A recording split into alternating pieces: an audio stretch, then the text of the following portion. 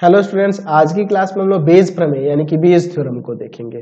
तो Bayes theorem को समझने के लिए सबसे पहले आपको प्रायिकता का योग वाला प्रमेय जो मैंने आपको बता रखा था, टोटल थ्योरम ऑफ प्रोबेबिलिटी जो बता रखा है पीछे की वीडियो में, उसे आपको ध्यान में रखना होगा, तभी ये समझ में आएगा। चलिए देखते हैं।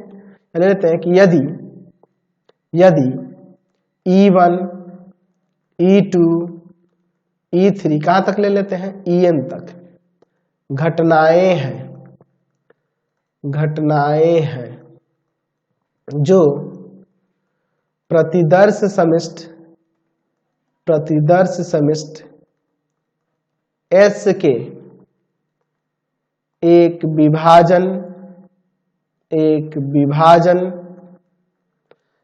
विभाजन का निर्माण करती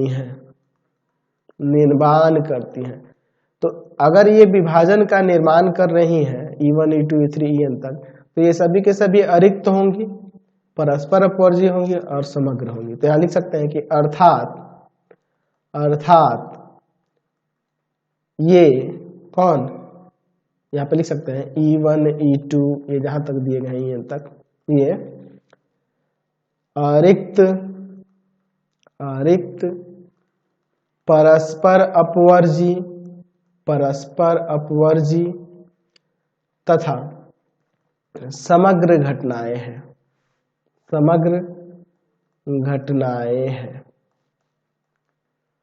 और हम लोग यहाँ पर E एक ऐसी घटना ले लेते हैं, E एक घटना है जो E1, E2, E3 कहाँ तक, ये जो En तक दिया है, में से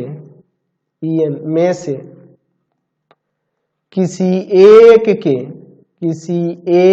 के होने पर होता है। यानी कि E एक ऐसी घटना है जो E1, E2, E3, E4, E5, En तक ये जो दिए गए हैं ना, इनमें से किसी एक के होने पर होता है। हो सकता है ये E1 के घटना घटित होने पर हो जाए, E2 के घटित होने पर हो जाए, E3 के घटित होने पर हो जाए, किसी के भी घटित होने पर यह हो सकता है। तो अगर हमें प्रायिकता निकालनी हो घटना E की घटित होने की, अच्छा, जब E की घटित होने की बात करेंगे तो इनमें से ही E कोई घटना है, E के जो घटना हम लोग लिए हैं, तो इनमें से ही कोई घटना है। तो इनमें से अगर कोई घटना घटित होता है, ये भी घटित होगा, ये भी घटित होगा, यानी कि एक कंडीशनल प्रोबेबिलिटी के फॉर्म में हो गया। तो इसका मान किसके इक्वल हो जाएगा, तो इसका मान देखिए किसके इक्वल हो जाएगा, तो यह इक्वल हो जाएगा, यहाँ पे देखिए किसके, E के की प्रायिकता इनटू में E बाई में E के की प्रायिकता, E बाई में E के की प्रायिकता, और बाई में टोटल थ्योरम ऑफ प्रोबेबिलिटी वाला ही मान रखेंगे। यानी कि यहाँ आ जाएगा, है ना, टोटल सम जो हम लोग यहाँ पे लिखेंगे E1 इंटू में, E1 की प्रायिकता इंटू में यहाँ पर हो जाएगा E बाई E1 की प्रायिकता प्लस E2 की प्रायिकता इंटू में E बाई E2 की प्रायिकता, कहाँ तक चल जाएंगे, डॉट डॉट डॉट, En की प्रायिकता इंटू में E बाई En की प्रायिकता। ठीक है, आप इसे ऐसे भी तो लिख सकते हैं ना,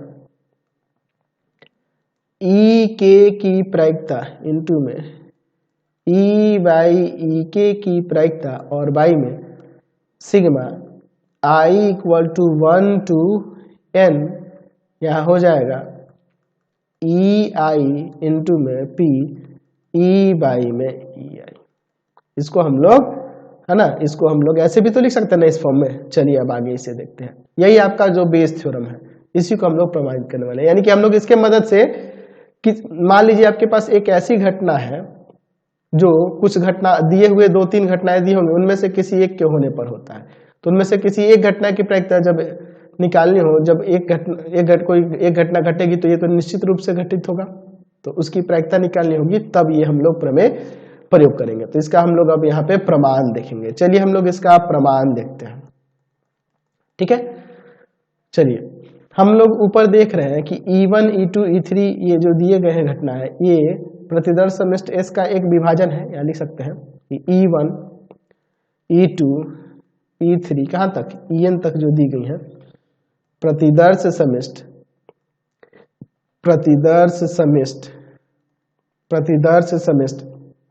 S का एक विभाजन है। तो ये प्रतिदर्श समिष्ट का जब विभाजन हो रहा है तो हम लोग यहाँ पे लिख सकते हैं कि ये सभी के सभी अरिक्त होंगे, ठीक है। E1 E2 E3 कहाँ तक En तक जो है ये अरिक्त है। अच्छा, अरिक्त है। और क्या देखने को मिल रहा है कि हम लोग यहाँ पे लिख सकते हैं कि EI इंटरसेक्शन EJ जो होगा इक्वल टू होगा फाई के, जहाँ I not equal to J के लिए।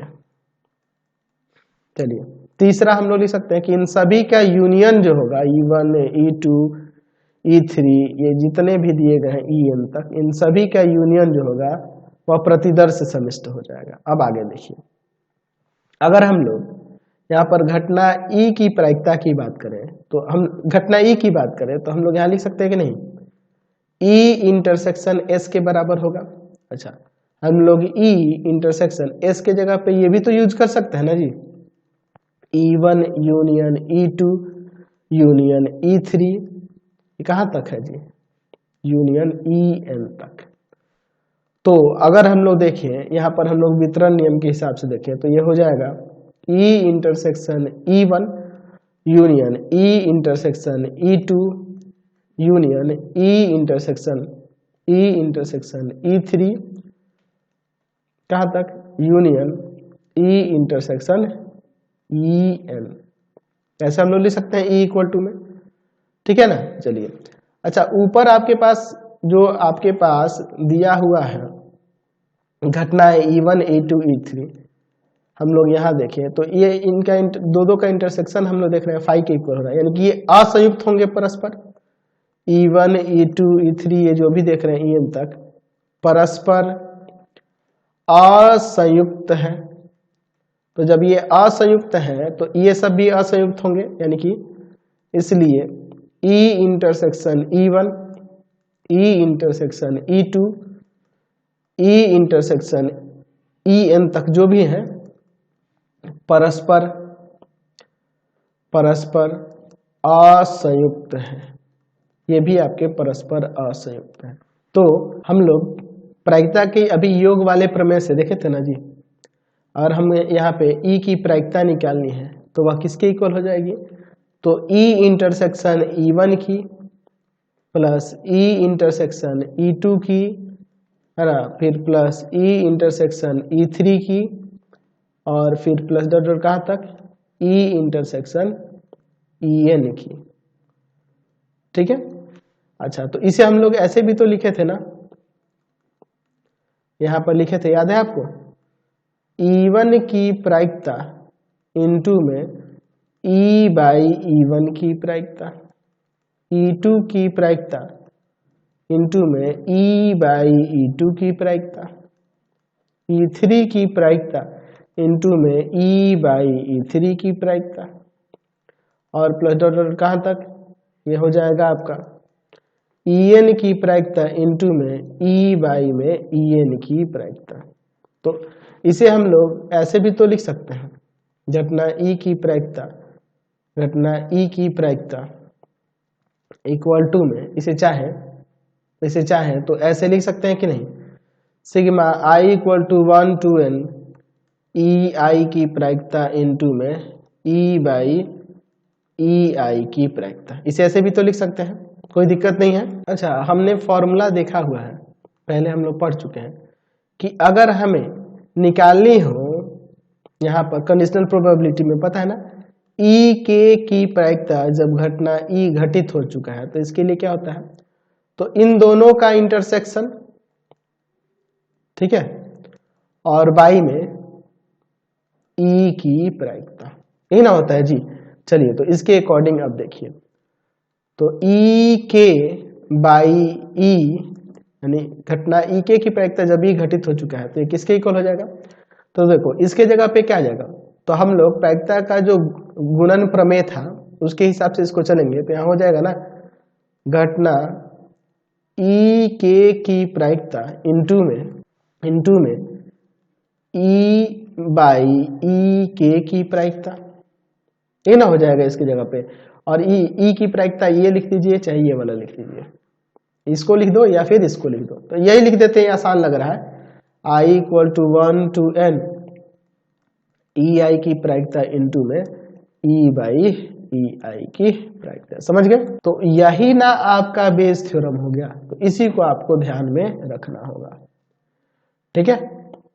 समझ रहे हैं ना बात को, कोई दिक्कत नहीं है, तो इसको आप याद में रखेंगे। तो इसको ऐसे लिख सकते हैं, या इसके जगह पे हम लोग ये वाला स्टेप भी यूज कर सकते हैं, कोई दिक्कत नहीं है, दोनों का मतलब ये इसी के ना इक्वल है जी, समझ गए? तो अगर आपके पास मान लो दो ही E1 और E2 ऐसे दो ही हैं, ठीक है, तो उसी के हिसाब से चलेंगे, नीचे दो को ही लेंगे सब में, है ना? यहाँ पर अगर तीन मान लीजिए ऐसे दे दे कि तीन थैले हैं, E1 E2 E3, उनकी घटना निकालने की जो है E1 E2 E3 है, तो यहाँ पर हम लोग यहीं तक लेंगे, E3 तक ही लेंगे। कहीं कहीं दो देगा तो दो, इसका सम यहीं तक लेंगे, दो तक ही रखेंगे, और तीन देगा तो तीनों को ले लेंगे, चार देगा तो चार को तो देगा ही नहीं थैला, चार थैला या फिर चार बक्से, ऐसे करके ऐसे ही रिलेटेड क्वेश्चन होंगे।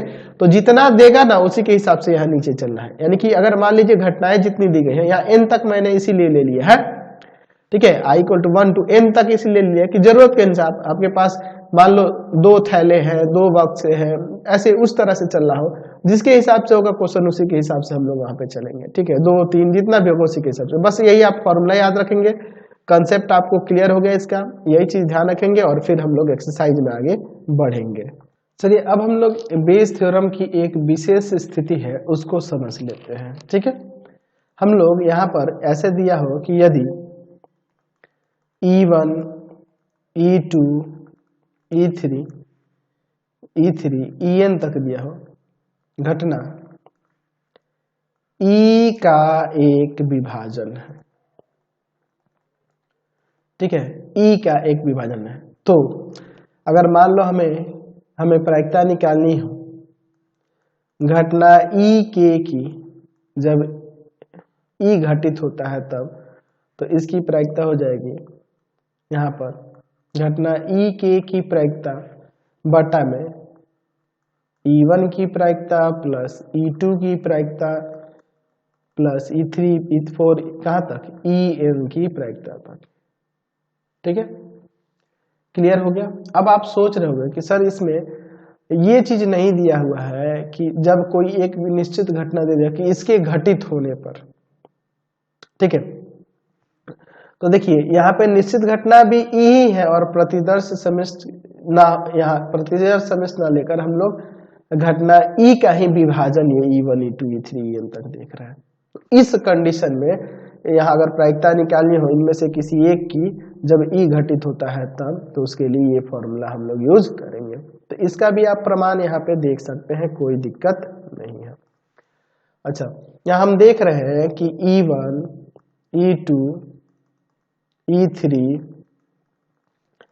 En तक E का एक विभाजन है, E का एक विभाजन है। तो जब ये विभाजन है तो यहाँ पे लिख सकते हैं कि E1 E2 E3 ये जो En तक देख रहे हैं अरिक्त है, अरिक्त है। अच्छा, दूसरा हम लोग ये कह सकते हैं कि यहाँ E1 या E2 E3 किसी भी दो का अगर इंटरसेक्शन लेंगे, अगर किसी भी दो का इंटरसेक्शन लेंगे तो वह फाई होगा, ठीक है, और इन सभी का यूनियन जो हो जाएगा, इन सभी का यूनियन जो हो जाएगा, वह सभी का यूनियन जो है वह क्या है, वह E है, ठीक है। तो अब देखिए इसके बाद, अब इसके बाद हम लोग लिख सकते हैं कि अगर हमें E की बात करें तो इसे हम लोग लिख सकते हैं E इंटरसेक्शन, हम लोग इसको लिख देंगे तो काम चल जाएगा, E1 union E2 union E3 union En तक। अब यहाँ वितरण नियम ही लगाएंगे तो E intersection E1 union E intersection E2 union E intersection E3, कहां तक चला जाएगा ये? ई इंटरसेक्शन EN तक। अच्छा, प्रायिकता के योग वाले प्रमेय से अगर हमें ई की प्रायिकता निकालनी हो तो यहाँ पे क्या हो जाएगा? अभी हम लोग देखे थे ई इंटरसेक्शन E1 की प्रायिकता, ई इंटरसेक्शन E2 की प्रायिकता, ई इंटरसेक्शन E3 की प्रायिकता और ई इंटरसेक्शन EN की प्रायिकता। ये ना हो जाएगा, ये प्रायिकता के योग प्रमेय से, प्रायिकता के योग प्रमेय, ये हमने ऐसा स्टेप लिखा है, ठीक है। तो अब अगर यहां पे देखें तो ये सभी के सभी, अगर हम लोग E1 की बात करें, E2 की बात करें, E3, ये सभी के सभी E के ही ना उप समुच्चय है, क्योंकि सारे एलिमेंट उसके ही में मिलेंगे। तो इन दोनों का इंटरसेक्शन हम लोग बात करें तो यहाँ पे E1 आ जाएगा, यहाँ पर E2 आ जाएगा, यहाँ पर E3 आ जाएगा, ऐसे ही कहां तक चला जाएगा? ये डॉट डॉट डॉट रहेगा, EN तक आ जाएगा, यही ना हो जाएगा जी। चलिए, तो अगर हम लोग यहाँ पर हम लोग फॉर्मूला देखें कि घटना ई के की घटित होने की, जब ई घटित हो चुका है तब, तो इसके लिए क्या हो जाएगा? इन दोनों के इंटरसेक्शन की प्रायिकता और बटा में ई की प्रायिकता। तो यहाँ पर हो जाएगा ई के बाई ई की प्रायिकता जो हो जाएगी, इसके जगह पे क्या जाएगा? तो इसका प्रायिकता का गुणन प्रमेय वाले से हम लोग लगाएंगे तो हो जाएगा यहाँ पर अगर हम लोग देखें तो यहाँ, अच्छा ये भी हम लोग देखो ना, गुणन प्रमेय लगाने की जरूरत भी नहीं है, हम लोग यहाँ पे ये भी देख सकते हैं कि ऊपर जो यहाँ पे देख रहे हैं ई के आपकी कोई घटना होगी E1 E2 E3 E4 इस सब में से कोई, तो इन दोनों का इंटरसेक्शन तो ई के ही ना हो जाएगा, है कि नहीं बात? ऐसे भी तो लिख सकते हैं। और ई की प्रायिकता अभी हम लोग यहाँ पे दिखाए हैं, यही ना है जी, तो उसको हम लोग यहाँ नीचे लिख देते हैं। तो नीचे हो जाएगा E1 की प्रायिकता प्लस E2 की प्रायिकता प्लस E3 की प्रायिकता, कहां तक चले जाएगी? EN की प्रायिकता तक। क्लियर है, कोई दिक्कत नहीं है। चलिए, तो इसको भी आप ध्यान रखेंगे। तो फिलहाल हम लोग इस वीडियो में यहीं तक रहने देते हैं। आपको हमारे 3 चैनलों को सब्सक्राइब कर लेना होगा। पहला है pathfinder classes Chhapra, pathfinder classes Chhapra.